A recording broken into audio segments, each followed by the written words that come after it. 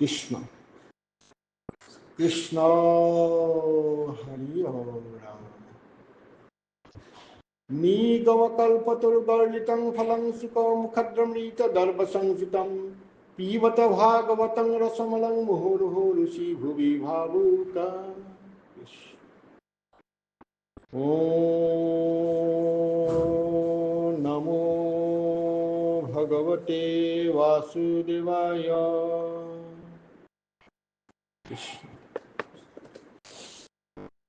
আজি আমি দ্বিতীয় স্কন্ধৰ মহাপুৰুষ শংকৰ গুৰুজনাৰ বিৰচিত ভাগৱতৰ দ্বিতীয় স্কন্ধ অলপমান আমি কীৰ্তন কৰি শ্ৰৱণানন্দ কৰিবলৈ চেষ্টা কৰিম।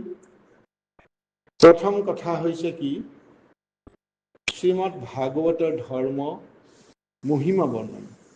ভাগৱতৰ ধৰ্মৰ মহিমা কিয় কোৱা হ'ল? প্ৰথম কথা হৈছে কি, যে সৃষ্টিৰ আদিতে পৰম ব্ৰহ্ম নিৰ্গুণ নিৰাকাৰ ব্ৰহ্ম আছিলে, যি আগতেও আছিলে, এতিয়াও আছে, আগলৈ থাকিব। সেয়া হৈছে পৰম ব্ৰহ্ম, আৰু যাক কোৱা হয় সনাতন বুলি। কৃষ্ণ। সেইকাৰণে আমি সনাতন বুলি কওঁতে সদায় চাব লাগিব সনাতনটো কি। এতিয়া যিখিনি আমি সনাতন কৈ আছো সেয়া প্ৰকৃততে সনাতনৰ এটা অংশ, এয়া সনাতন নহয়। মহাপুৰুষ শংকৰ গুৰুজনাই কীৰ্তনৰ প্ৰথম অধ্যায়টিতে চতুৰ্বিংশতে কৈছে, প্ৰথমে প্ৰণাম দেৱ নাৰায়ণ বুলি কৈ তেওঁ যে সনাতনৰ অৰ্থটো বুজাই দিছে। গতিকে এই সনাতন হৈছে কি, সেই সনাতনেই হৈছে পৰম ব্ৰহ্ম, আৰু পৰম ব্ৰহ্ম নিৰ্গুণ নিৰাকাৰ ব্ৰহ্মই যেতিয়া সৃষ্টি কৰিবৰ মন গ'ল, অকলে থাকি আমনি লাগিলে, আৰু তেতিয়াই তেওঁ নিজৰ দেহৰ পৰা মায়াদেৱীৰ সৃষ্টি কৰিলে, মহামায়াৰ। আৰু মহামায়াৰ কিনে কটাক্ষ দৃষ্টি কৰি তেওঁ গৰ্ভ সঞ্চাৰণ কৰি পেলাই গোটেই সমগ্ৰ সৃষ্টিখিনি তৈয়াৰ কৰিলে। আৰু সৃষ্টিবিলাক যেতিয়া হ'ল, স্বৰ্গ মৰ্ত্য পাতাল চৰাচৰ জগতখন হোৱাৰ পাছত সেই সৃষ্টি কৰা বস্তুসমূহক তেওঁ জীৱন্ত ৰূপ দিবৰ কাৰণে, চৈতন্য কৰিবৰ কাৰণে গাঁৱে গাঁৱে অংশে তেওঁ সোমাই গ'ল। অৰ্থাৎ তেওঁৰ শক্তি তাত স্ফুলিংগ দিলে, আৰু যি জীৱাত্মা ৰূপে পৰিচিত হৈছে আমাৰ মাজত। গতিকে পৰমাত্মাৰ পৰা জীৱাত্মা হৈছে, আৰু সেই জীৱাত্মাই সেই চৰাচৰ জগতত বিভিন্ন দেহত অৱস্থান কৰি চৈতন্য হৈছে, আৰু চৈতন্য হৈ তেওঁ জগতত ক্ৰিয়া কৰিবলৈ লৈছে একমাত্ৰ পৰম ব্ৰহ্মৰ নিজৰ ইচ্ছা অনুযায়ী। আৰু সেই লীলা কৰি জগতখনত তেওঁ আছে। আৰু পৰৱৰ্তী অৱস্থাত এনেকৈ আমাৰ যুগ চাৰিটা হ'ল, সত্য, ত্ৰেতা, দ্বাপৰ, কলি। আৰু চাৰি যুগৰ বিধান কি কৰিব লাগে সেয়া পৰম ব্ৰহ্ম নিজে আহিলে, নিজে আহি দেখুৱাই গ'ল। ৰাম অৱতাৰ হ'ল, আৰু শেষত কৃষ্ণ অৱতাৰ হ'ল। এনেকৈ 24টা অৱতাৰ হৈছে। তাৰ ভিতৰত বাকী অৱতাৰসমূহৰ কথা বাদ দি দৈৱকী গৰ্ভত দ্বাপৰৰ অন্তত ভগৱন্তই যেতিয়া পূৰ্ণৰূপে অৱতাৰ লৈছেহি, সেয়া হৈছে শ্ৰীকৃষ্ণ অৱতাৰ। সেয়া পূৰ্ণ অৱতাৰ, বাকীবিলাক অংশ অৱতাৰ, 24 অৱতাৰ। এই 24 অৱতাৰৰ ভিতৰত 10 মুখ্য অৱতাৰ, আৰু সেই 10 অৱতাৰৰ ভিতৰত 24 অৱতাৰৰ ভিতৰত যি অৱতাৰ হৈছিলে সেইটো এটা কাৰ্য কাৰণৰ কাৰণে হৈছিলে। হিৰণ্যকশিপুৰক বধ কৰিবৰ কাৰণে তেওঁ নৰসিংহ ৰূপ লৈছিলে, পৃথিৱীক উদ্ধাৰ কৰিবৰ কাৰণে বৰাহৰ ৰূপ লৈছিলে। এনেকৈ বিভিন্ন ধৰণৰ তেওঁ ৰূপবিলাক লৈছিলে। বুদ্ধ ৰূপ লৈছিলে, শ্ৰীৰাম ৰূপ লৈছিলে। এনেকৈ এইবিলাক অংশ আছিলে। কিন্তু যেতিয়া দ্বাপৰৰ অন্তত কলি যুগ আহিলে, গোটেই যুগবিলাকৰ ভিতৰত কম আয়ুসৰ যুগে হৈছে কলি, য'ত মানুহৰ জীৱন কাল কেৱল মাত্ৰ শতায়ু হয়। গতিকে আগৰ যুগ ধৰ্মসমূহত যি কৰ্ম আছিলে, যি কৰ্ম মাৰ্গৰ জ্ঞান মাৰ্গৰ দিগেদি ঈশ্বৰ উপাসনা কৰা বা বিধিৰ ব্যৱস্থা আছিলে, সেই বিধিবিলাক কৰিব নোৱাৰিব।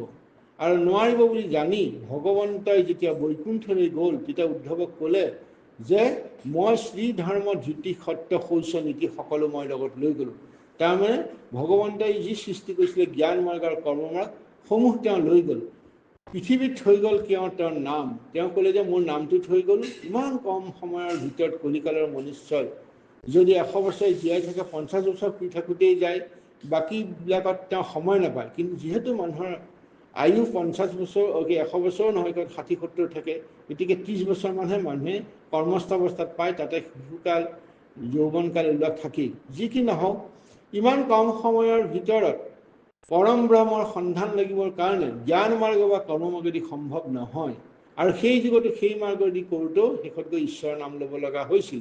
যিয়েই নহওক, গতিকে মানুহক কলিকালত অতি সহজে যাতে পৰম ব্ৰহ্মৰ মুখ্য প্ৰাপ্তিত হ'ব পাৰে, সেইকাৰণে তেওঁ এই যে কুৰুক্ষেত্ৰৰ ৰণখনৰ সৃষ্টি কৰিলে, যি ৰণ কৰি তেওঁ সত্যৰ জয় অসত্যৰ পৰাজয় কৰিলে, লগতে তেওঁ একশৰণৰ যিটো ব্যৱস্থা, সেইটো গীতাত যিটো কোৱা হৈছে, সৰ্বধৰ্মং ত্যাজি, সকলো ধৰ্ম ত্যাজি কেৱল মমকম শৰণম, মোকেই শৰণ লোৱা। এই অৰ্জুনে কৃষ্ণই কোৱাৰ দিকে একশৰণ কৰি দিলে। যিয়েই নহওক, একশৰণ কৰি দিয়াৰ পাছত প্ৰশ্ন হ'ল যে অকল কৃষ্ণক যেতিয়া শৰণ ল'ব লগা হ'ল, আশ্ৰয় ল'ব লগা হ'ল, তেতিয়াহ'লে কি কৰিব? কৃষ্ণক শৰণ লৈ যজ্ঞ কৰিব নে, হোম কৰিব নে, পূজা কৰিব? সমস্যা হ'ল। এই কথাতে ব্যাসদেৱে যেতিয়া সম্পূৰ্ণৰূপে উগুল থুগুল হৈ বহি আছিলে বদৰিকাশ্ৰমত, তেতিয়া নাৰদে ব্ৰহ্মাই কোৱা চতুশ্লোকী ভাগৱত, যি চতুশ্লোকী ভাগৱত ব্ৰহ্মাই শুনিছিলে নাৰায়ণৰ পৰা, আদি নাৰায়ণৰ পৰা, সেয়া আনি পেলাই ব্যাসৰ আহি নাৰদক ক'লে। আৰু নাৰদে ক'লে যে তুমি ইমানবিলাক সৃষ্টি কৰিলা, ইমানবিলাক গ্ৰন্থ ৰচনা কৰিলা, পুৰাণ সৃষ্টি কৰিলা, উপনিষদ সৃষ্টি কৰিলা, কিন্তু তুমি সকলোতে খালি বিধিৰ কিংকৰ কৰিলা, যাৰ ফলত মানুহৰ সমস্যা। বিধিৰ কিংকৰ মানে কি?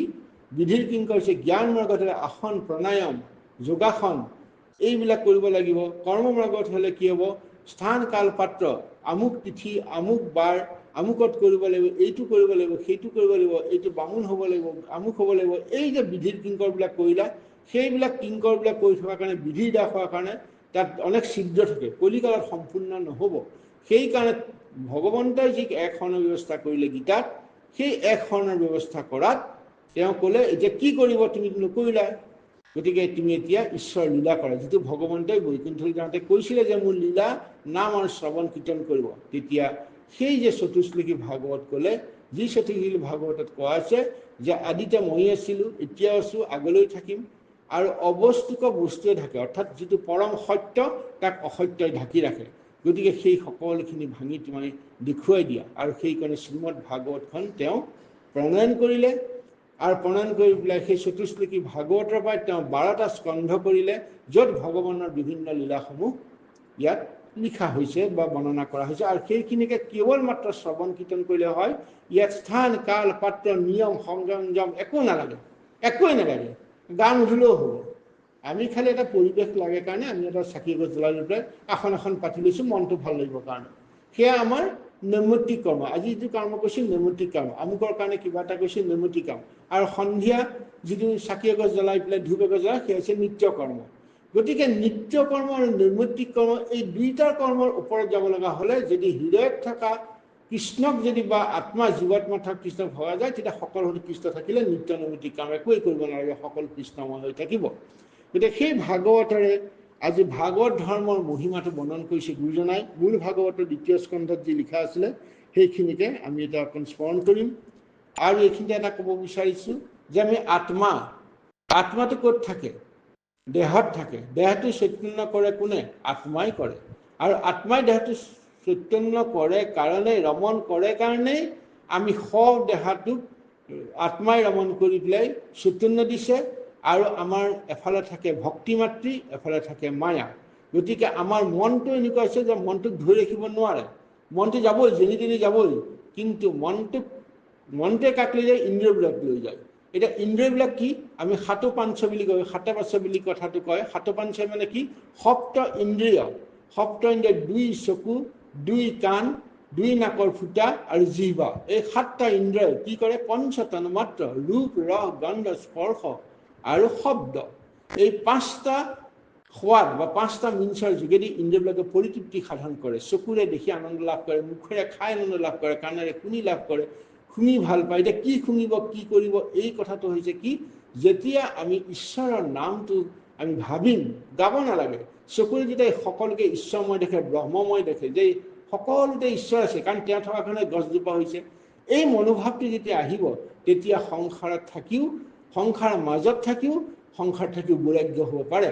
বেলেগত যাব নালাগে, ক'তো বেলেগ নামঘৰ বা ক'ৰবাত গৈ হাবি বননিত গৈ একো কৰিব নালাগে। ঈশ্বৰৰ মাজত থাকি এই সাতটা ইন্দ্ৰিয় যদি পঞ্চতন্মাত্ৰ যদি ঈশ্বৰক ভাবিব পৰা যায়, তেতিয়া সংসাৰত থাকিও যেনেকৈ পদুম ফুল বোকাত থাকিলেও নালাগে গাত বোকা বা পানী, ঠিক তেনেকৈ আমি সংসাৰত থাকিও সন্তান উৎপাদন কৰিও বিষয় বাসনাৰ মাজত থাকিও তাত নিমজ্জিত নোহোৱাকৈ ঈশ্বৰৰ নামেৰে সাতো পাঞ্চয় কৰি থাকিলে কৰিব পাৰোঁ। আৰু সেই বস্তুটোৱে ভাগৱতে কৈছে। এতিয়া কি কৈছে আমি যাওঁ, আৰু এইখিনিতে কোৱা হ'ল যে আত্মা যেতিয়া দেহত থাকে, আত্মা এতিয়া দেহত থকাৰ পিছত তিনিটা তপ পায়। এটা হৈছে আধিভৌতিক, এটা আধিদৈৱিক, এটা আধ্যাত্মিক। আধিদৈৱিক মানে কি? এই ভূমিকম্প আহিলে কিবা আহিলে সেইটো হঠাৎ আহি গ'ল, সেইটো আধিদৈৱিক। আধিভৌতিকটো কেনেকুৱা যে ক'ৰবাত আমাক সাপে খুটিব, আমুকে খাব, এইবিলাক আমাৰ ভয় থাকে, এইকেইটাৰ পৰা আমি ৰক্ষা কৰিব পাৰোঁ। কিন্তু আধ্যাত্মিক তাপৰ পৰা কোনো ৰক্ষা কৰিব নোৱাৰে। আধ্যাত্মিক তাপটো কি সেইটো কোনো উপলব্ধি কৰিব নোৱাৰে। সেই তাপ হৈছে কি, যে প্ৰতিজন মানুহৰ হৃদয়ত যি জীৱাত্মা আছে সেই পৰম ব্ৰহ্মৰ পৰা আহাংশ, আৰু সি সদায় পৰম ব্ৰহ্মমুখী হয়। কিন্তু আমি কি কৰোঁ, আমাৰ মনটোৱে আকৌ কি বেলেগ বেলেগ কামত লিপ্ত হৈ থাকোঁ, আত্মাটোৱে বৰ কষ্ট পায়। সেইটো আধ্যাত্মিক তাপ বুলি কোৱা হয়। গতিকে আধ্যাত্মিক তাপৰ পৰা মুক্ত হ'বৰ কাৰণে ঈশ্বৰৰ নামটো যদি ভবা যায়, তেতিয়া জীৱটোৱে বৰ শান্তি পায়, আৰু সি তেতিয়া সেই পৰমাত্মা পিনেমুখী হয় আৰু মহাশান্তি পায়। যেনেকৈ আমি ঘৰৰ পৰা ওলাই গ'লে, বজাৰ কৰিবলৈ গ'লে আকৌ ঘৰলৈ গুচি আহোঁ, আহিবলৈ মন যায়, বেলেগত নাযাওঁ। গতিকে ঠিক তেনেকৈ আত্মাটোৱে সেই পৰমাত্মাটো লগ ল'বলৈ বিচাৰে যে মই তাৰ পৰা আহিছোঁ, তালৈকে যাম। যাই কি নহওক সেইটো এটা হেৰি। আৰু ইয়াৰ পাছত যেতিয়া এটা জীৱই এই দেহটো এৰি পেলাই গুচি যায়, তেতিয়া আমি এতিয়া হৈ যায়, তেতিয়া আমি হৈ যাওঁ। যেতিয়া হৈ যায়, তেতিয়াকে বিষ্ঠা পলু চাই হয়, সি যদি বাহিৰত পেলাই দিয়ে, সি কুকুৰে খাব, শিয়ালে খাব, তাৰপিছত পায়খানা হলাই যাব, গতিকে বিষ্ঠা হ'ল। আৰু যদি পেলাই দিওঁ, সি পলু হয় আৰু চাই পুৰি দিলে। গতিকে দেহটো আমাৰ সত্য নহয়, সি নিত্য নহয়, অনিত্য। গতিকে দেহৰ বিনাশ হ'ব, আচল বিনাশ আত্মা, আত্মাৰ কেতিয়াও বিনাশ নহয়। আৰু যেতিয়াই আত্মাৰ বিনাশ নহয় বুলি যে আমাৰ মনত সুদৃঢ় হৈ থাকিব, তেতিয়াই আমাৰ মৃত্যু ভয়টো নাইকিয়া হৈ যাব। আৰু মৃত্যু ভয়টো নাইকিয়া হোৱাৰ কাৰণেই আমি কেৱল ঈশ্বৰক ভাবিব লাগিব। জ্ঞান মাৰ্গত কি হয়, যে যোগী কৰি কৰি কৰি কৰি ইটো লাগে সিটো লাগে কৰোঁতে কৰোঁতে শেষত একো নলগা হৈ যায়। সেইটো হৈছে জ্ঞান মাৰ্গত তেওঁ যোগী হয়। জ্ঞান বিজ্ঞান তদং ৰহস্য প্ৰাপ্ত হয়। কি কৰ্ম মাৰ্গত কি হয়, যশো দেহি, ৰূপং দেহি, ধনং দেহি আমি বিচাৰি থাকোঁ, বিচাৰি বিচাৰি পূজা কৰি শেষত একো নলগা হৈ যায়, তেতিয়া সন্ন্যাস হয়। অৰ্থাৎ সেই ৰহস্যটো সন্ন্যাস হয়। কিন্তু ভকতি মাৰ্গত একো কৰিব নালাগে, কেৱল কৃষ্ণকে বিচাৰিছোঁ, তোমাৰেই সকলো সৃষ্ট দেৱ দেৱতা, তোমাকেই সেৱা কৰিলোঁ, তেতিয়া ভকত হয়। আৰু ভকত হোৱাজনেই হৈছে নিজৰ গুণৰে। আৰু যেতিয়া ভকত হৈ যায়, তেতিয়া মই দেহাটো মৰি গ'লে মোৰ দেহাটো কোনে চাব, কোনে পিণ্ড দিব, কোনে শ্ৰাদ্ধ কৰিব, সেইবোৰ এটা অপ্ৰাসংগিক হৈ পৰে। যাৰ ল'ৰা ছোৱালী নাই, সি কিবা স্বৰ্গপ্ৰাপ্তি নহ'ব নেকি? আকৌ নীতি নিয়ম কৰিলে যে পুত্ৰ থাকিলেহে হ'ব, সেইটোও মিছা কথা। কন্যা থকাবিলাকৰ নহ'ব নেকি? হ'ব। আচলতে নিজ কৰ্মৰ যোগেদিয়ে সকলোৱে নিজৰ ঠাইলৈ গমন কৰে। আমি মাত্ৰ মনৰ শান্তিৰ কাৰণে বাকীখিনি কৰোঁ। যিয়েই নহওক, এই উপাহততে আমি কোনোবা এজনৰ যদি আত্মীয় ঢুকাইছে বা আত্মীয় মৰিছে, তেতিয়া তেওঁৰ কাৰণে আমি ঈশ্বৰ নাম লওঁ, আৰু সেই সুবিধাতে ঈশ্বৰ নাম গুণ কীৰ্তন কৰা হয়। গতিকে সেই মহাভাগৱত ধৰ্মকে আমি পঢ়িম। এ জয় জয় কৃষ্ণ যাৰ স্মৰণ মংগল, ও জাগ যোগাদিৰো হৰি নাম মহাফল, অহেনয় পৰমানন্দ মাধৱ কনিতে, অসুমৰিও নৰ নিৰন্তৰে কচিতে। প্ৰথমে মংগলচৰণ কৰা হৈছে। জয় জয় কৃষ্ণ যাৰ স্মৰণ মংগল, যাৰ নাম ল'লেই মংগল হৈ যায়, স্মৰণেই পাতকদহয় হয়। একো ক'ব নোৱাৰে। কলা ববাটোৱেতো চকুৰেও নেদেখে, কাণেৰেও নুশুনে, সি কৃষ্ণ বুলি মনতে ভাবিলেই হৈ যায়। জাগ যোগা দিৰো হৰি নাম মহাফল, অৰ্থাৎ ত্ৰেতা দ্বাপৰ সত্য এই তিনি যুগত জাগ যোগাদি পূজা কৰ্ম আছিলে, কিন্তু তাৰ মহাফল পাব লগা হ'লে আমি হৰিনাম ল'ব লগা হয়। যেনেকৈ আমি দ্বাপৰ কৰ্ম কৰাৰ পিছত 8টা হৰিনাম ল'ব লগা হয়, যজ্ঞ কৰাৰ পিছত আমি 10টা বা 12টা আমি হৰিনাম ল'ব লগা হয়। গতিকে সুসাংগ কৰা হয় শেষত বিষ্ণু অৰ্চনাদাৰ বিষ্ণু নামৰ যোগেদি। আৰু হেনয় পৰম আনন্দ মাধৱক নিতে, মাধৱৰ বিশেষণ হৈছে পৰম আনন্দ দিয়ে। আনন্দ নহয়, পৰম আনন্দ, যিটো এবছলিউট বুলি ক'ব পাৰি। আৰু পৃথিৱীত কোনো বস্তু এবচলিউট নাই, বাকীবিলাক ৰিলেটিভ। গতিকে আমাৰ ভগৱন্তই যিটো সুখ দিব সেইটো এবচলিউট পৰম সুখ, সেইকাৰণে তেওঁ পৰমানন্দ বুলি কৈছে। মাধৱক নিতে সদায় আমাক দি থাকে। কেনেকৈ দিয়ে? সুমৰিও নৰ নিৰন্তৰে একচিত্তে। নিৰন্তৰে পানী যেনেকৈ বৈ থাকে তেনেকৈ নিৰন্তৰ গতিত যেতিয়া ঈশ্বৰৰ নাম স্মৰণ কৰি থাকিব একচিত্তে। এতিয়া চিত্ত মানে এটাই, আকৌ কি 10টা চিত্ত থাকিব? অৰ্থাৎ আমি আগতে কোৱা কথাষাৰেই সাতো পাঞ্চয় সপ্ত ইন্দ্ৰিয় পঞ্চতন্মাত্ৰে যেতিয়া ঈশ্বৰমুখী হৈ যোৱা যায় তেতিয়াই ভগৱন্তে আমাক পৰম সুখ দিয়ে। হে ৰাম কৃষ্ণ কথায় অমৃত পীয়ুষাৱধানে, ও কৰিও যতন যাবে নতুচাৰে প্ৰাণে। ঘোৰ কলি যুগে মল মতি মনুষ্যৰ, ও নাহি আন ধৰ্ম হৰি ভকতিত পৰ। সেয়া ভাগৱতে কৈছে কৃষ্ণ কথা অমৃতৰ নিচিনা, পীয়ুষ সাৱধানে, অৰ্থাৎ শ্ৰৱণ কৰিলেই পিয়া হ'ব। আৰু কৰিও যতনে যাৱে, যত্ন কৰি কৰা। বৰ দিগদাৰ কৃষ্ণ কথা শুনিবলৈ, কাৰণ মন দুৰাচাৰিত হৈ থাকে। কেতিয়া প্ৰাণ এৰি যাব ক'ব নোৱাৰোঁ। ঘোৰ কলি যুগে মল মতি মনুষ্যৰ। এতিয়া কলি যুগক আটাইতকৈ বেয়া যুগ বুলি বহুতে কয় যদিও কলি যুগত কি আছে? লোভ মোহ মদ মাচুৰ্য, এইবিলাকে কলি যুগটো কি কৰি থাকে? সিহঁত থাকিবই। মানুহে কলিমতি পাপত থাকিবই, যিমানে চেষ্টা নকৰক যুগৰ ধৰ্মত তাৰ মলন আহিবই। সেইকাৰণে কৈছে মলমতি মনুষ্যৰ, নাহি আন ধৰ্ম হৰি ভকতিত পৰে। আন যাগ যোগ পূজা সাধনা কৰি লাভ নাই, কৰিব নোৱাৰে। সেইকাৰণে আনৰ ধৰ্ম মানে সেই কথাহে কোৱা হৈছে যে নাহি আন ধৰ্ম হৰি ভকতিত পৰে। ইয়াত কেৱল কৃষ্ণ বুলি বা ৰাম বুলি হৰি বুলি, কৃষ্ণ যদুমণি পৰমানন্দ দয়াশীল যিকোনো এটা নাম ল'লে তেওঁ ৰক্ষা কৰিব।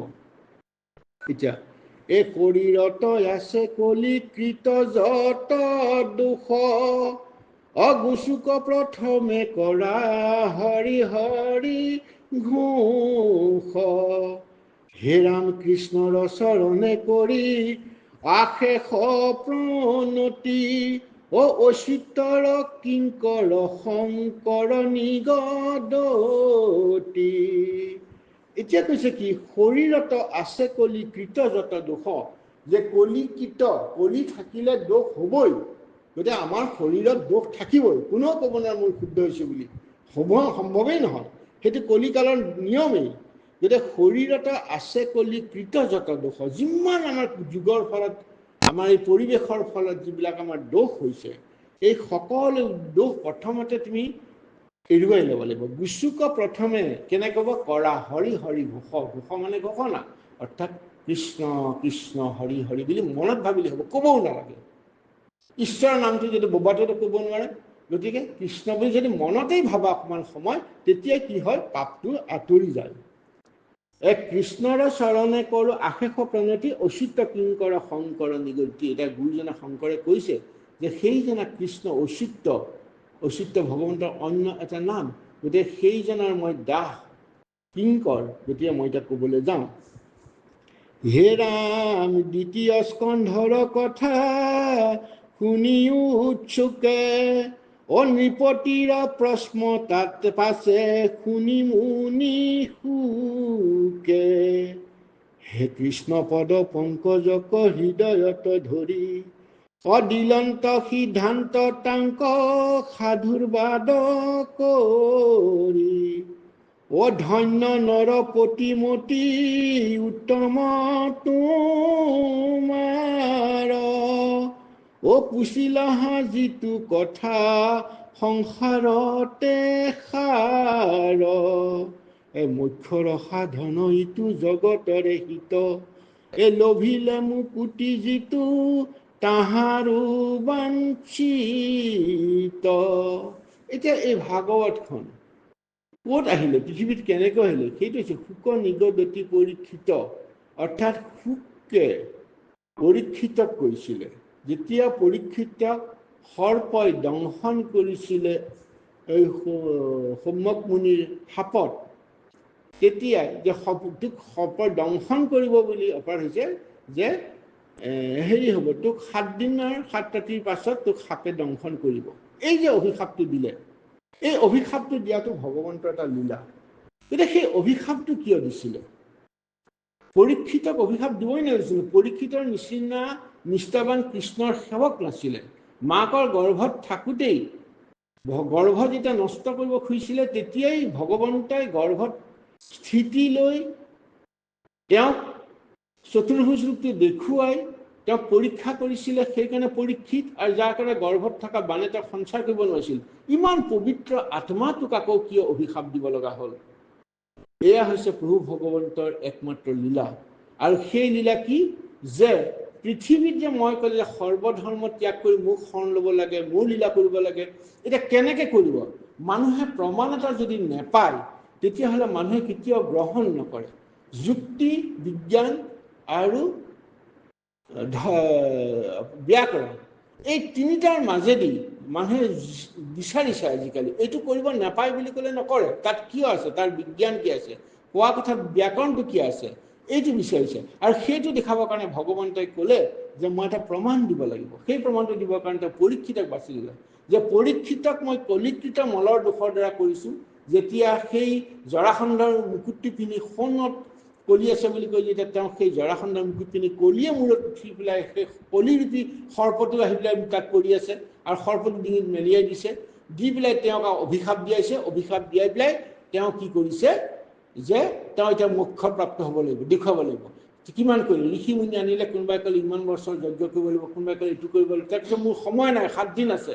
এতিয়া 7 দিন মই কি কৰিম? এতিয়া 7 দিনটো মই কি কৰিম বুলি কওঁতে তেতিয়া শুকমুনি আহি ক'লে যে 7 দিনত মই তোমাক মোক্ষ প্ৰাপ্ত দেখুৱাম, মই কৃষ্ণ লীলা থকা ভাগৱত কম। এই যে ভাগৱত কম বুলি ক'লে, 7 দিনৰ পাছত যেতিয়া তেওঁক তক্ষকে দৰ্শন কৰিবলৈ আহিলে, তেতিয়া তেওঁ এটা কথাই উপলব্ধ হ'ল যে হয়, তক্ষকৰ দেহটোত সোমাই থকা আত্মাটো ভগৱন্ত, আৰু মোৰ দেহত থকা আত্মাটো ভগৱন্তৰ আত্মা। গতিকে তক্ষকে দংশন কৰ, মোৰ দেহাতহে কৰিব। এই যিটো ভয় ভাৱ গুচি যোৱাটো দেখুৱালে যে 7 দিন 7 ৰাতি মই ভাগৱত পঢ়িলোঁ, অৰ্থাৎ কেৱল কৃষ্ণৰ নাম ল'লোঁ, মই যাক য'ত পূজা একো কৰা নাই। এইটো প্ৰমাণ কৰি দেখুৱাবৰ কাৰণে তেওঁ কি কৰিলে? এই ভাগৱতখনৰ ব্যৱস্থা কৰিলে। প্ৰথম শুক নিগদতি শুনা পৰীক্ষিত বুলি কৈছে, পৰীক্ষিত শুনালে, আৰু তাৰ পৰাই ভাগৱত পৰিকৰণ মোক্ষ প্ৰাপ্তিত লোৱা হ'ল। গতিকে এই কথাখিনি ইয়াতেই কোৱা হৈছে যে দ্বিতীয় নৃপতিৰ প্ৰশ্ন পাছত শুনি শুকে, যেতিয়া শুনিলে কৃষ্ণ পদ পংকজকৰ হৃদয়ত ধৰি, শুক কিন্তু মহাযোগী। শুকে কি হ'ল? একেবাৰে পৰম যোগী হ'ল। কিন্তু যোগী হৈ তেওঁ কি হ'ল? যে তেওঁ ভগৱন্তৰ শুনাৰ পাছতহে তেওঁ মুক্তি হৈছে। এই যে ভগৱন্তৰ কথা শুনিবৰ কাৰণে শুকক পৰীক্ষিতক ক'লে, সেই কোৱাওঁতেই তেওঁ শুদ্ধ হ'ল। সেইকাৰণে কৃষ্ণক হৃদয়ত পংকজত ধৰি লৈ পেলাই কি ক'লে? দিলন্ত সিদ্ধান্ত তাংক সাধুৰ বাদ কৰি তেওঁ সিদ্ধান্ত দিছে। পৰীক্ষিতে কৰা প্ৰশ্নবিলাকৰ উত্তৰ দিছে, আৰু কি কৈছে? তুমি সাধু, ধন্য নৰমতি, ধন্য নৰপতি মতি উত্তম তোমাৰ। হে নৰপতি, তুমি ধন্য হ'লা, তোমাৰ মতি, তোমাৰ মন অতি উত্তম। পুচিলাহা যিটো কথা সংসাৰতে সাৰ। তুমি যিটো প্ৰশ্ন সুধিছা সেইটো সংসাৰৰ মূল জিজ বা সাৰ। সেই প্ৰশ্নটো হৈছে কি? যে ঈশ্বৰ ক'ত আছে? ঈশ্বৰ কিয় আছে? পৰম ব্ৰহ্ম কোন? এই যে প্ৰশ্নখিনি পৰীক্ষিতে সুধিলে, সেই পৰীক্ষিত তুমি সাৰ কথাটো সুধিলা। মুখ্যৰ সাধন ইটো জগতৰে হিত, যে জগতৰ হিত সাধন কৰিবৰ কাৰণে মুখ্য হ'ব লাগে। গতিকে মুখ্যৰ সাধন কৰিবৰ কাৰণে ঈশ্বৰ নাম শুনাৰ এইটোৱে উপায়। লোভিলে মুকুতি যিটো তাহাৰো বাঞ্ছিত, আৰু যি এই কথাখিনি নুখুটে তেওঁ সেই কথাটো পাব নোৱাৰে, আৰু যি বাঞ্ছা কৰে তেওঁ মুকুতি পাব।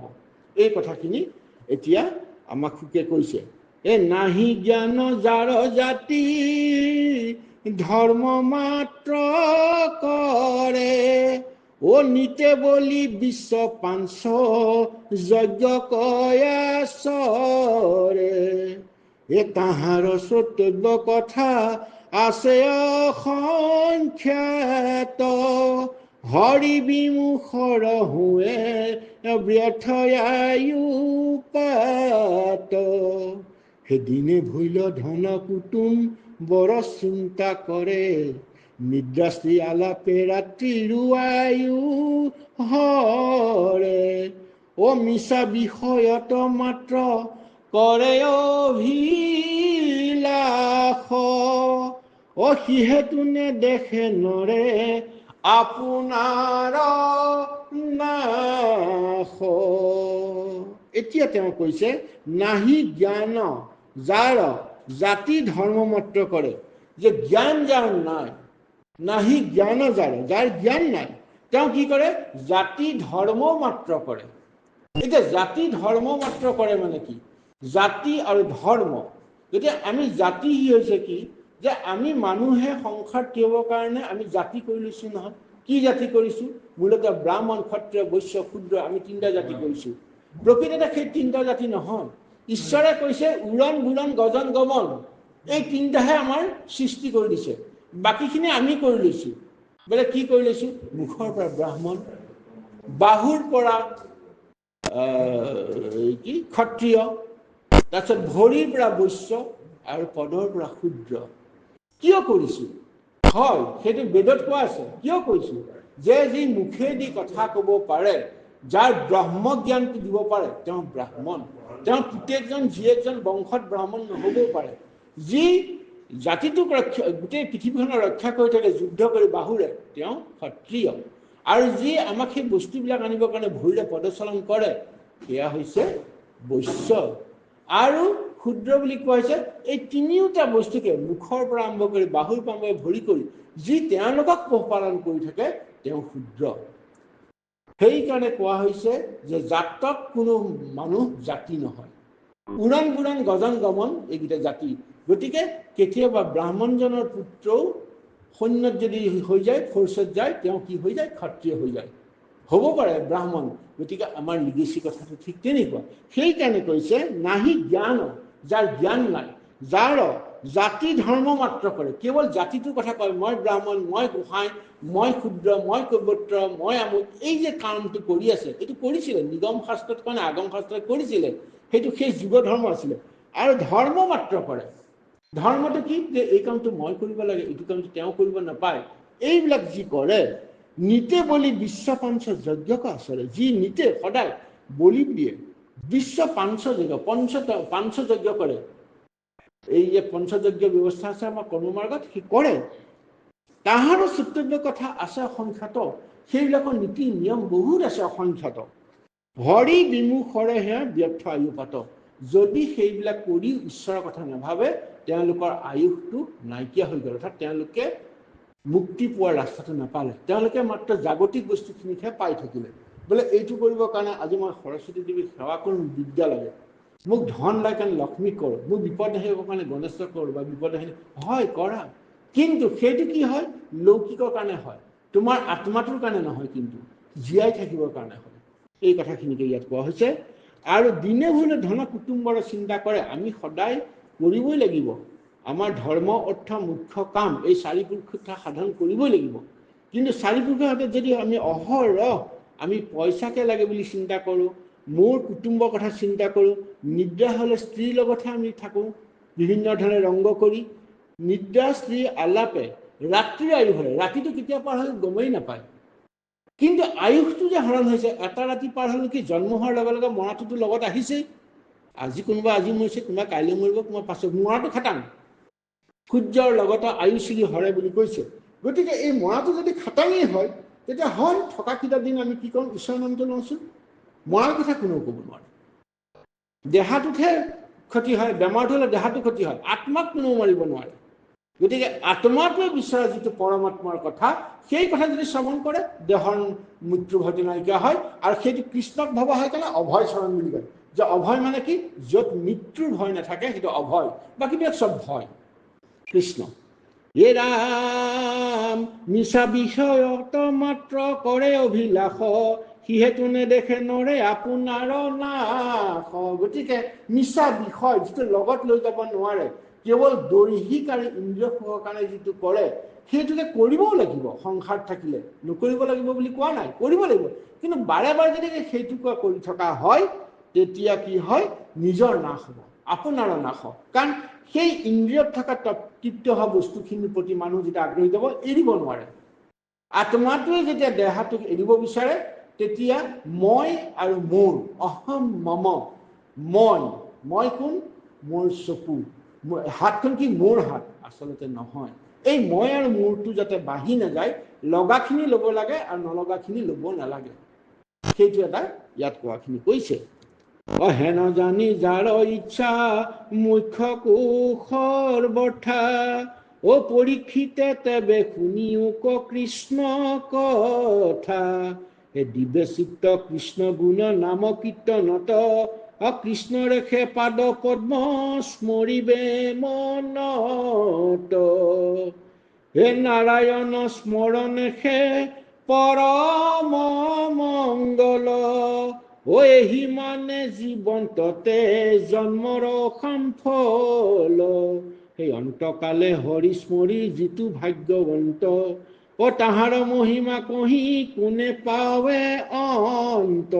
এতিয়া কথা হ'ল কি, শুকমুনিয়ে পৰীক্ষিতক এই কথাখিনি কৈ আছে। আৰু কৈ আছে মানে কি, শুকমুনিয়ে পৰীক্ষিতক কোৱা নাই, আমাক কৈ আছে। আমি সেইকাৰণে ভাগৱত পঢ়োঁ, যে পৰীক্ষিত কোৱা সাধু কথা নিচিনাকৈ পঢ়ি থাকি ভাগৱতখন মুখস্থ কৰি মাধৱদেৱে লিখা ঘোষাখন যদি তিমিচিত বিতমৰ মুখস্থ হৈ গ'ল, অৰ্থ বুজি নাপাল, কোনো কামত নাহে। সেইখন কিতাপৰ বিদ্যা হ'ব। কিন্তু আমি ক'ব লাগিব, সেইকাৰণে আমি ভাগৱত পঢ়োঁ বা আলোচনা কৰোঁ। ইয়াত কৈছে কি, যে কৃষ্ণৰ কথা কি কৈছে? হেন জানি যাৰ ইচ্ছা মুখ্য কোষৰ কথা। পৰীক্ষিতক কৈছে যে যদি কাৰোবাৰ মুখ্য হ'বলৈ, মুক্তি পাবলৈ যদি ইচ্ছা আছে, তেতিয়াহ'লে কৃষ্ণৰ কথা শুনিব লাগিব। সেইটো পৰীক্ষিতক সেইটো মিন কৰি কৈছিলে, যে পৰীক্ষিতে 7 দিনৰ পাছত তক্ষকে দংশন কৰিব আৰু মৃত্যু আহিব। এই যিটো ভয় আছিলে, সেই ভয়টোক অভয় দিবৰ কাৰণে শুকে কৈছিলে যে যাৰ মুখ্য পাবলৈ ইচ্ছা আছে, যাৰ আত্মাই সদ্গতি পাবৰ ইচ্ছা আছে, তেতিয়া ভগৱন্তৰ কথা শুনা। আমাক কৈছে দিবে চিত্ত কৃষ্ণ গুণ নাম কীৰ্তনত। চিত্ত, অন্তৰখন দিব লাগিব কৃষ্ণৰ গুণনাম। কৃষ্ণৰ গুণনাম য'ত কীৰ্তন হৈছে, য'ত কৃষ্ণৰ কথা শুনি আছে, কৈ আছে, তাত তুমি নিজৰ চিত্তটো দিয়া।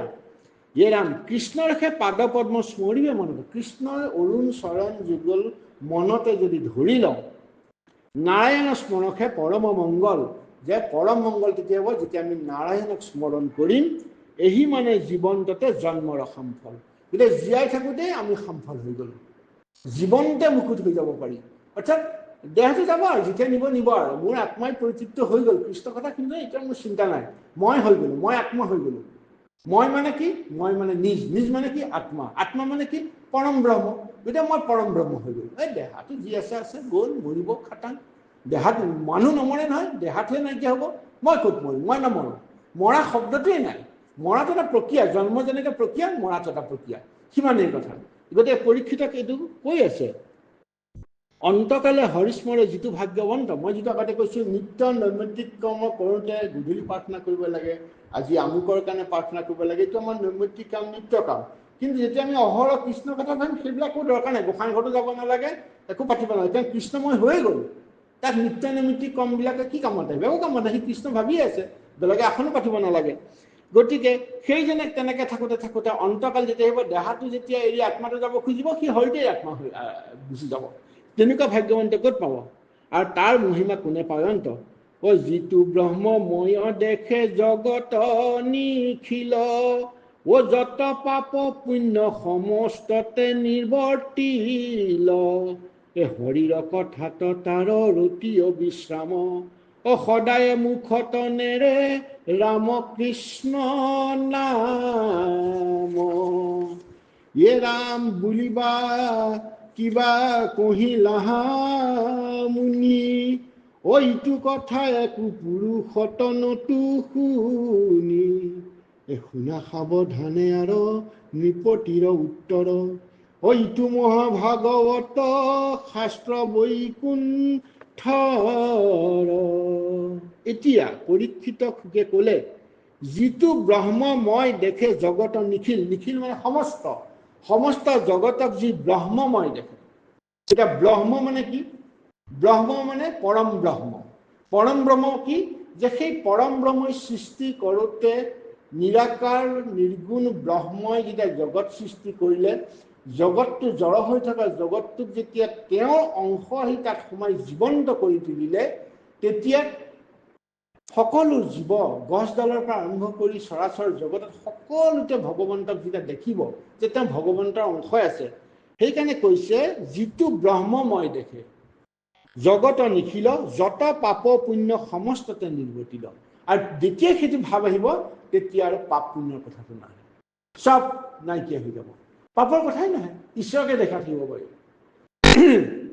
হৰিৰ কথাটো তাৰ ৰতি অবিশ্ৰাম, আৰু সেইজনে তেতিয়া কি হ'ব, ৰতি মানে যাতে তেওঁ অবিশ্ৰাম একেবাৰে বিৰামহীনভাৱে হৰি কথা ভাবিছে, অৰ্থাৎ ভাবিব নালাগে যে সেয়া ভগৱান আছে, কৃষ্ণ, এইবোলে ডাক্তৰ কি কৃষ্ণ, নাৰ্ছগৰাকী কি কৃষ্ণ, বোলে বিলিঞ্চি কি কৃষ্ণ, আমুক কি কৃষ্ণ, তেতিয়া কি হয় লোভ মোহ কামক্ৰোধ দেখোন নহা হৈ যায়।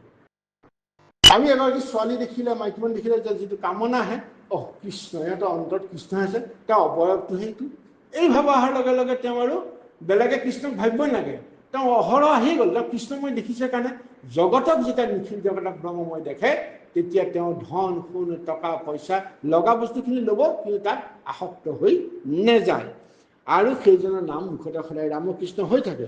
এই যেতিয়া কথাষাৰ পৰীক্ষিতে ক'লে, তেতিয়া পৰীক্ষিতে ক'লে যে কি অপূৰ্ব কথা কৈছা মুনি, তুমি কি অপূৰ্ব কথা কৈছা, যিটো মই কোনো পুৰুষতে শুনি পোৱা নাই, এনেকুৱা অপূৰ্ব কথা ক'লা।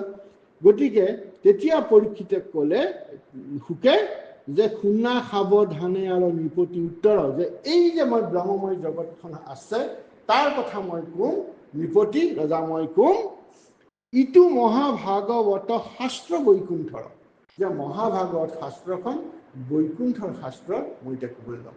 কিয় মহাভাগৱত শাস্ত্ৰখন বৈকুণ্ঠৰ বুলি কোৱা হ'ল? প্ৰথম কথা হৈছে কি, আমি সকলোৱে জানো যে ব্যাসে ভাগৱত ৰচনা কৰিছে, বেদ কোনে ৰচনা কৰিছে? ব্যাসে কৰিছে, একেবাৰে ভুল কথা। ভাগৱতে হওক বেদই কওক, তাৰ স্ৰষ্টা হৈছে পৰম ব্ৰহ্ম।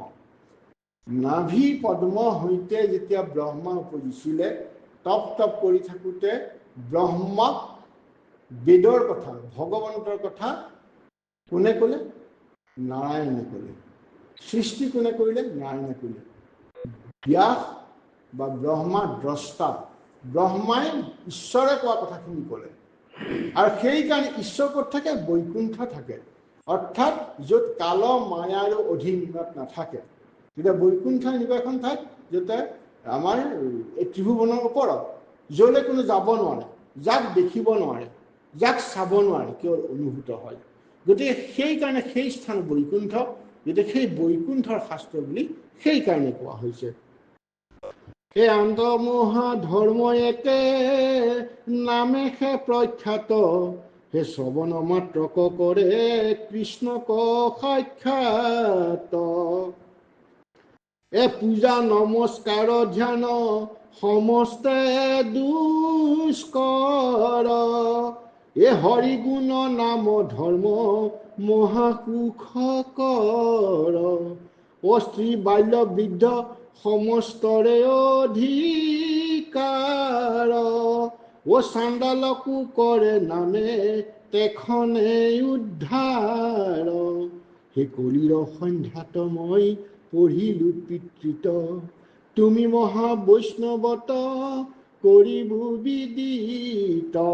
এই যে ভাগৱতক ধৰ্ম বুলি কোৱা নাই, কিন্তু মহাধৰ্ম বুলি কৈছে। এই মহাটো যে লগাই দিলে, অৰ্থাৎ এইটোৱেই আটাইতকৈ আচল উৎকৃষ্ট ধৰ্ম। কি ক'লে? যে আত্মহাধৰ্ম একে নামেহে প্ৰখ্যাত, যে মহাধৰ্মত প্ৰখ্যাত হৈছে কেৱল নাম। এতিয়া নাম মানে কি? কৃষ্ণৰ নাম, কৃষ্ণৰ লীলা। শ্ৰৱণ মাত্ৰকে কৰে কৃষ্ণক সাক্ষাৎ, যেতিয়া শুনা যায়, এতিয়া আমি এই সময়ত বহি শুনি আছোঁ কৃষ্ণৰ কথা, মই কৈ আছোঁ, মই নিজৰ কাণেৰে শুনিছোঁ, তোমালোকক সকলোৱে শুনি আছা। গতিকে শ্ৰৱণ কৰাৰ লগে লগে অন্য কথা অহা নাই, কিন্তু ভোকো লগা নাই, প্ৰস্ৰাৱ কৰিবলৈও যোৱা নাই, খাবলৈও মন যোৱা নাই, কৃষ্ণৰ কথাত মজি আছোঁ। যে শ্ৰৱণ মাত্ৰকে কৰে কৃষ্ণক সাক্ষাৎ, এই ভাবি থকাতে কৃষ্ণজন আহি পাই গৈছে আমাৰ মনত। পূজা নমস্কাৰ ধ্যান সমস্ত দুষ্কৰ, এই পূজা কৰা, নমস্কাৰ কৰা, ধ্যান, অৰ্থাৎ ধ্যানটো হৈছে জ্ঞান মাৰ্গ, পূজা নমস্কাৰ হৈছে কৰ্ম মাৰ্গ। অৰ্থাৎ যোগীয়ে ধ্যান কৰে, ধ্যান কৰি কৰি কৰি কৰি কৰি কি হয়? তেওঁ সাতটো পাঞ্চ হ'ব নোৱাৰে। সেইকাৰণে ঋষিজনে ধ্যান কৰোঁতে স্বৰ্গৰ উৰ্বশী মেনকা আহিলে তেওঁ কামনাত দুৰ্বল হৈ যায়, অৰ্থাৎ তেওঁ কাণখন হয়তো খোলা থাকে, সাতটো পাঞ্চ তেওঁ কৰিব পৰা নাই। ঠিক পূজা কৰি থাকোঁতে কি হয়, বস্তুবিলাক সময়মতে নহয়। বোলে ইয়াত যজ্ঞ কৰিবলৈ হ'লে 12 বছৰ খেতি কৰিব লাগিব, 12 বছৰ খেতি কৰিব কথা য'তে পাই ত'তে কৰে। কুকুৰৰ মুৰ্গী পাখিৰে সিঁচা ঠাইত হ'ব নোৱাৰিব, ব্ৰাহ্মণজনৰ এনেকুৱা হ'ব লাগিব, বগা হ'ব লাগিব, জিভাখন আঁঠখন ডাঙৰ হ'ব নালাগিব, এইবোৰ আগম শাস্ত্ৰত লিখা আছে। গতিকে এইবিলাক দুষ্কৰ বুলি কৈছে। সেইকাৰণে শ্ৰৱণ পূজা নমস্কাৰ ধ্যান সমস্ত দুষ্কৰ, সহজ নহয়। হৰিগুণ নাম ধৰ্ম মহাসুখ কৰ। কিন্তু হৰিগুণ কৰিবৰ কাৰণে গাও ধুব নালাগে, ধ্যানো কৰিব নালাগে, কৃষ্ণ বুলি ল'লে হৈ যায়। মহাসুখ, স্ত্ৰী বাল্য বৃদ্ধ সমস্ত অধিকাৰ। বাকীবিলাকত কিন্তু মাইকী মানুহে নোৱাৰে, শিশুৱে নোৱাৰে আৰু বৃদ্ধই নোৱাৰে। কিয় নোৱাৰে? যে শিশুজনে মন্ত্ৰোচ্চাৰণ কৰিব নোৱাৰে আৰু বৃদ্ধজনেও মন্ত্ৰোচ্চাৰণ কৰিব নোৱাৰে, দাঁত চাত সৰি যায়। আৰু স্ত্ৰীজনে কৰিব নোৱাৰে, স্ত্ৰীজনক নিম্ন জাতি বুলি ধৰিলে স্ত্ৰী এইটো কৰিব নোৱাৰে, তেওঁ ৰজস্বলা হয়, বিভিন্ন ধৰণৰ অজুহাতত এই কামৰ পৰা বৰ্জিত কৰি ৰাখে। কিন্তু আৰু চাণ্ডালজনে কৰিব নোৱাৰে। কিন্তু নামে সেইবিলাকক সকলো কৰিব পাৰে। নাম ল'বৰ কাৰণে জাতি নালাগে, স্ত্ৰী নালাগে, বাল্য বিধেয়। আৰু কলিৰ সন্ধ্যাত মই পঢ়িলো পিতৃত, কোনে পুত্ৰিত পঢ়িলে কলিৰ সন্ধ্যাত? পিতৃৰ চপা লৈছিলে শুকয়। এই কলিৰ সন্ধ্যাত মানে দাপৰৰ অন্তত কলিৰ আৰম্ভণি। এই যিটো সন্ধ্যা বুলি কয়, ট্ৰেনজেকশ্যন পিৰিয়ডটো, আজি যেনেকৈ এতিয়া সন্ধ্যা হৈছে দিন আৰু ৰাতি, সেই সন্ধ্যাত তেওঁ উঠিছিলে। তুমি মহাবৈষ্ণৱক কৰিব বিদিত, মই তোমাৰ নিচিনা পৰম বৈষ্ণৱক আজি এটা কথা, এই কথাখিনি কওঁ। এই বুলি গোটেই ভাগৱতখন কলিৰ পৰীক্ষিতে ক'বলৈ দিলে। গতিকে এইখিনি কথাকে মই আজি ক'লোঁ, কৈ থাকোঁতে শেষেই নহ'ব, সময়ো বহুত গুচি যাব, আমনিও লাগিব। আৰু মণিদীপা তোৰো গাটো ভাল নহয়, বিঞ্চি অসুখ হৈ আছে। গতিকে হ'বনে বাৰু এইখিনিৰে, নে আৰু যাম? বিঞ্চি যাবলৈ ক'লে যাম, তই যেনেকৈ নাই, অধ্যায়ৰ কথা নাই। ভাগৱতত এই কথাটো কেতিয়াও নাভাবিবা। নাই, এইটোতো ধৰ এইখিনি শেষ হ'ব, 35 শেষ হ'ব। এতিয়া মই 13হে পাইছোঁ, সেইটো নহয়। অধ্যায়টো পঢ়িবলৈ গ'লে ভাগৱতখন নিৰবিচ্ছিন্ন। আমিহে কবিৰ উপদেশ বনাইছোঁ। বেলেগ বেলেগ ভাগৱতত দেখিবি এইখিনিতে অধ্যায়টো পেলাই আকৌ বেলেগ এটা আৰম্ভ কৰিছে, মহাভাগৱত বুলি কৰিছে। কথাটো গম পাইছনে? মোৰ ভাগৱত 5খনমান আছে। 5খন ভাগৱতত চেপ্টাৰবিলাক মূল চেপ্টাৰত একে থাকে, কিন্তু ভিতৰত ভাগবিলাক বেলেগ বেলেগকৈ থাকে। ভিতৰতো বেলেগ কৰে। এতিয়া মই এইখিনি পঢ়িবলৈ ল'ম, বোলে মহাভাগৱতৰ কথা কোনোবাত দেখিবি প্ৰশ্ন আৰু উত্তৰ দিয়া খোৱা খবৰ। এতিয়া বোলে মহাভাগৱতৰ প্ৰশ্ন উত্তৰ বুলি এটা চেপ্টাৰ কৰি লৈছে। সেইটো কাৰণে সম্পাদনা যে নবীন চন্দ্ৰ শৰ্মা বুলি লিখিছে। কথাটো গম পাইছে? মূল ভাগৱতখন হৈছে একেবাৰে গতিশীল, তাত কোনো চেপ নাই। সংস্কৃতিখন ভাগৱত মই চাইছোঁ, তাত এটা অধ্যায় কমপ্লিটলি গতিশীল আছে, তাৰ মাজত নাই, একেবাৰে শেষ হৈ গৈছে। যিটো ইয়াত ভট্টদেৱে কৰিছে। চেপ্টাৰ আছে, কিন্তু মাজত চাব চেপ্টাৰবিলাক নাই। মই পোৱা নাই, চাব চেপ্টাৰ দেখা নাই। গতিকে ইয়াত কৰি লৈছে। গতিকে এইখিনি কথাই, এইখিনি কথা আচলতে মূল তত্ত্বটো হৈছে কি, যে আমি ঈশ্বৰক উপাসনা কৰিব লাগে, কিয় কৰিব লাগে, এই কথাখিনিকে পৰীক্ষিতে কৈছিলে। আৰু এই কথাটো আমি নিজে নিজে দুলাইন পঢ়িলেও হৈ যায়। মই কোনো কথা নাই, মই তহঁত যদি কওঁ মই পঢ়িব লাগে, মই পঢ়ি দিম। মোৰ ৰাতি পঢ়ি থাকিবলৈও মোৰ আপত্তি নালাগে, মই দিনে ৰাতি কৰি থাকিব পাৰোঁ। কিন্তু কথা হৈছে নিজৰ সময় সুবিধা। নাই, মোৰ এইবিলাক কৰি থাকিব মই গম নাপাওঁ। কিন্তু মই গম নাপাওঁতে মই মানুহৰ ব্যৱস্থাটো বেয়া কৰা হ'ব নহয়, সেইকাৰণে মই সাৱধান হৈ দিম। যিয়ে নহওক, অমৃতৰ কথাবিলাক হ'ব, পঢ়িম বাৰু, ঠিক আছে। হ'ব।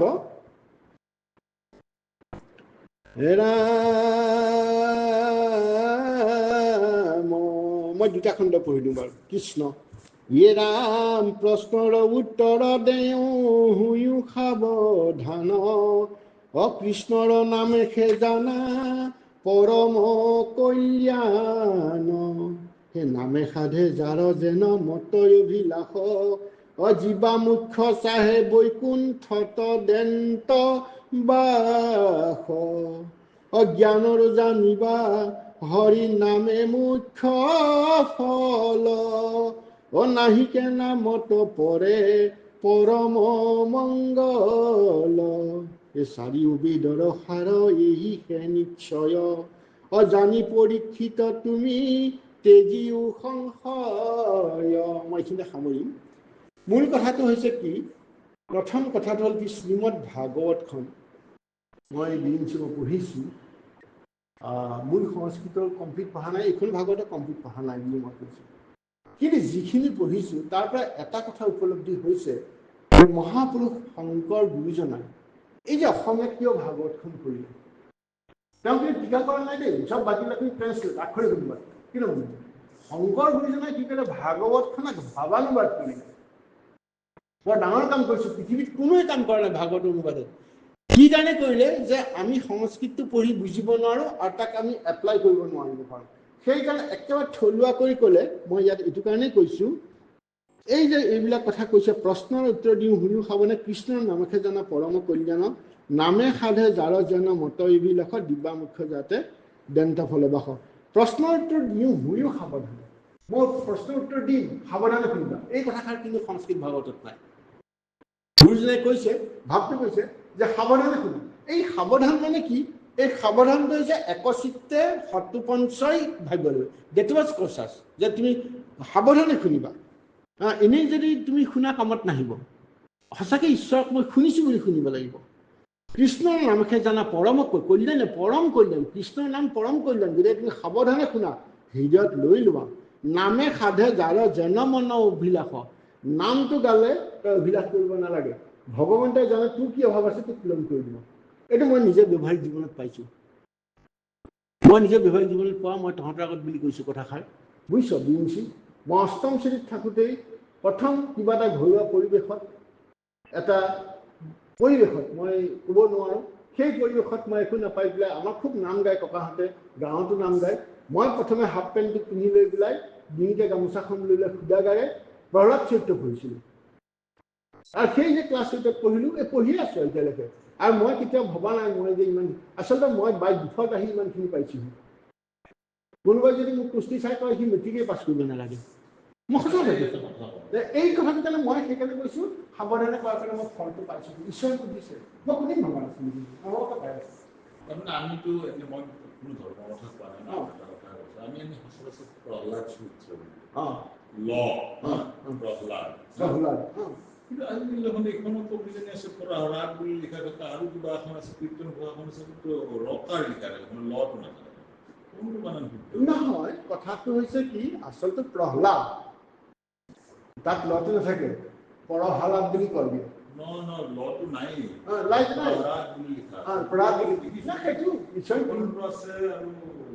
বহুতত আছে। নাই এতিয়া কথাটো হৈছে কি, আমাৰ কিতাপবিলাকত কি হয়, প্ৰিণ্টিং মিষ্টেক হয়। নাই নাই, প্ৰহ্লাদটো প্ৰহ্লাদ, নাই নাই এইটো নহয়, আমাৰ ছপা কৰা কিতাপবিলাকত কপি কৰোঁতে বহুত ভুলো হয়, গতিকে সেই তেনেকুৱা নাই নাই, সম্পাদনা কৰোঁতে কি হৈ জানো, আচলতে যিটো পাঠ নিৰীক্ষণ কৰিব লাগে, পাঠ পুনৰীক্ষণ কৰিব লাগে, সেইবিলাক ডক্টৰ মহেশ্বৰনাথ ঘতে কৰিছিল, কৰোঁতে অলপ ভুল আছিলে, তেওঁলোকে ষ্টুডেণ্ট কিছুমানক দি দিয়ে আৰু তেওঁলোকে অভাৰচাইট কৰে, যিটো আমাৰ ৰিচাৰ্চ কৰিলে যে এডিট কৰিব দিয়ে বুলি কয়, সেইবিলাক কাম কৰোঁতে আচলতে কি তেওঁলোকে কৰিব নোৱাৰাৰ কাৰণে হয়, আৰু বুজি নাপায় কৰে। আচল কথা যে বুজি নাপায়, বস্তুটো বুজি পাব লাগিব। প্ৰহ্লাদে না না কোনোবা কিতাপত থাকিলে, আৰু বস্তুবিলাক যদি বুজি নাপায়, না না কি হয় জানো, যেতিয়া পণ্ডিত হ'ব পাৰে, বুজি যদি নাপায়,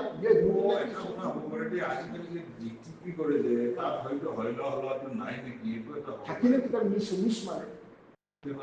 এটা আমি শ্ৰীৰাম, আমি শ্ৰীৰাম কি কওঁ, কালিলৈ এখন ৰামে শ্ৰী, গতিকে ৰামৰ শ্ৰীৰাম কওঁ, আগৰ কিতাপত দ্বিতীয় চাগে শ্ৰীৰাম, দি গতিকে ৰামৰ শ্ৰীৰাম। না না আছিলে, আচলতে না না আছিলে কিয়, তেতিয়া শ্ৰী মানে কি, মই কৈছোঁ শ্ৰী মানে কিয় শ্ৰী, যেতিয়া তালবী এখন দঞ্জা আখৰ লিখিব পাৰিম বা মূৰ্ধন্য আখৰ লিখিব পাৰিম, তালবী আখৰটো কি লিখিলে, তাৰমানে স মানে কি, আমাৰ দায়িত্ব স, যেতিয়া ৰ মানে ৰকাৰডালে ৰমন কৰে, কি কৈ ৰমন কৰিব, কৃষ্ণ ৰমন কৰিব, সেইকাৰণে তালবী আখৰত ৰকাৰ দি ওপৰত দীঘৈকাডাল দিয়ে, ইষ মানে কি, ইষ মানে কি কৃষ্ণ, গতিকে সেইকাৰণে আমি নামতে শ্ৰী বুলি কওঁ, অৰ্থাৎ আমি ঈশ্বৰৰ কিংকৰ বুলি কওঁ, সেইকাৰণে দঞ্জাখন নিলিখোঁ, দ্বিতীয় স্বৰ নিলিখোঁ, মূৰ্ধন্যখন নিলিখোঁ। কথাবোৰ ঠিক তেনেকুৱা, এই কথাবিলাকৰ যেতিয়া তত্ত্ব বুজি নাপায়, তেতিয়া সাঁচি পতা লিখা কথাখিনি মানুহৰ তেনেকুৱা হয়, অনাক্ষৰী মানুহবিলাকে যে লিখে, তেওঁলোকক বুজি নাপায়, এই শ্ৰীৰাম লিখিছে, কিন্তু আমি বস্তুটো যেতিয়া বুজি পাওঁ, তেতিয়া আমি অসুবিধা নহয়, বা যিয়ে নহওক, এতিয়া আমি কওঁ যে অভিলাষে জীৱা মুখ্য চাহে বৈকুণ্ঠতে দন্ত বাস, জ্ঞানৰ জানিব হৰি নামে মুখ্য ফল। গতিকে সমস্ত জ্ঞানৰ হৰিনামেই মুখ্য ফল, নাহিকে নামত পৰে পৰম মংগল। এতিয়া নামই আমাক সকলোবিলাক মংগলময় কৰিব। আৰু চাৰিও বেদৰ সাৰ, কি ঋক যজুৰ অথৰ্ব সাম, এই চাৰিখন বেদৰে এটা হৈছে সাৰটো হৈছে ঈশ্বৰ নাম। এই নাৰায়ণ শব্দটো চাৰিখন বেদৰ পৰা আনিছে। নটো কৰবানিছে, ৰটো কৰবানিছে, ইয়টো কমিছে, দন্ত্যানটো কৰবানিছে। গতিকে এই সকলোবিলাক মূৰ্ধন্য কৰবানিছে। এই গোটেইবিলাক বেদৰ এটা এটা আখৰ এনেকৈ নাৰায়ণ শব্দটো হৈছে। সেইকাৰণে কৈছে জানি পৰীক্ষিত তুমি তেজীও সংশয়। গতিকে তোমাক এতিয়া মই ঈশ্বৰৰ নাম ক'ম, গোটেই বেদৰ সাৰ, গোটেই আচল সাৰখিনি আছে।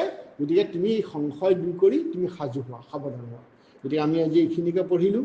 কৃষ্ণ মাধৱ মাধৱ মাধৱ মাধৱ মাধৱ মাধৱ, কৃষ্ণ কৃষ্ণ কৃষ্ণ মাধৱ মাধৱ। গতিকে বিঞ্চি, মই অনুমতি বিচাৰিলোঁ তহঁতৰ সুবিধাৰ কাৰণে। মই এইখিনিকে পঢ়িলোঁ। কৃষ্ণ। পঢ়িম কেতিয়াবা, আহিম, ঈশ্বৰে যদি দিয়ে কৃপা কৰে আহি গাম, কি কথা আছে, গালেতো ভালেই লাগিব। ৰাম কৃষ্ণ মাধৱ মাধৱ মাধৱ। এ ৰাম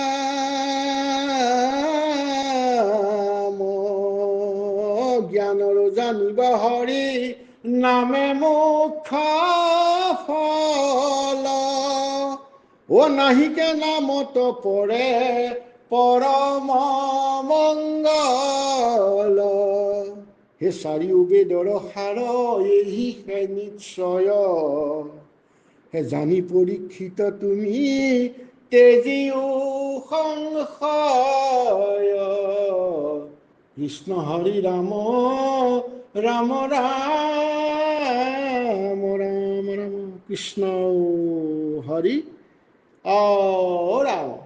জয় ৰাম বোলা, জয় নাৰায়ণ বোলা, জয় কৃষ্ণ বোলা, জয় জগতগুৰু শ্ৰীমন্ত শংকৰ বোলা। কৃষ্ণ হৰি কৃষ্ণ। হে প্ৰভু ভগৱন্ত, আজি বৈকুণ্ঠৰ কল্পটোৰ ভাগৱত শাস্ত্ৰৰ ভাষী কিয়াদা অংশ আমি ইয়াতে তোমাৰ গুণানুলীলা কীৰ্তনৰ বাবে আমি ইয়াতে কীৰ্তন কৰা হয় আৰু শ্ৰৱণ কৰোৱা হৈছে। কীৰ্তন শ্ৰৱণ কৰোঁতে সুৰ সঞ্চাৰ লয় লাখ বাক্য বচনত যথেষ্টখিনি ছিদ্ৰ ৰৈ গৈছে। কলি মল পাতকত দংশিত হৈ প্ৰভু ভগৱন্তই দিয়া বিবেক আৰু যি মগজুৱে সম্পূৰ্ণৰূপে ক্ৰিয়া নকৰিব পাৰে, নকৰাটো স্বাভাৱিক। ইয়াৰ ফলত যিখিনি ছিদ্ৰ হৈছে, যিখিনি ভুল ত্ৰুটিৰ ফলত অপৰাধ হৈছে, সমস্ত অপৰাধখিনি প্ৰভু ভগৱন্তই মোৰ বুলি গ্ৰহণ কৰিব লাগে আৰু সেইভাৱে এভাগি সেৱা আগবঢ়োৱা হৈছে। অপৰাধ বিনাশন তজু নাম নাৰায়ণ, জানি নামে পখিলো শৰণে, আন গতি নাহিকে মৰণে। অপৰাধ ক্ষমা কৰি তুমি দয়াশীল হৰি, মোক ৰক্ষা কৰিও চৰণে। হে ৰাম মোক ৰক্ষা কৰিও চৰণে। হৰি ৰাম। হে প্ৰভু ভগৱন্ত, যিজনা গুৰুৰ কৃপাত আহি পেলাই ইয়াতে আহি তোমাৰ নাম গুণানুকীৰ্তন কৰিব পাৰিছোঁ, সেই যোগনা গুণক স্মৰণ কৰি শ্ৰীমন্ত শংকৰ হৰি ভকতৰ জানা যেন কল্পতৰু, ও তাহান্ত বিনাই নাই নাই নাই আমার পরম গুরু, ও তাহান্ত বিনাই নাই নাই নাই আমার পরম গুরু। ও হরি ও রাম, কৃষ্ণ কৃষ্ণ মাধব মাধব, কৃষ্ণ কৃষ্ণ মহাকৃষ্ণ, কৃষ্ণ কৃষ্ণ কৃষ্ণ কৃষ্ণ কৃষ্ণ।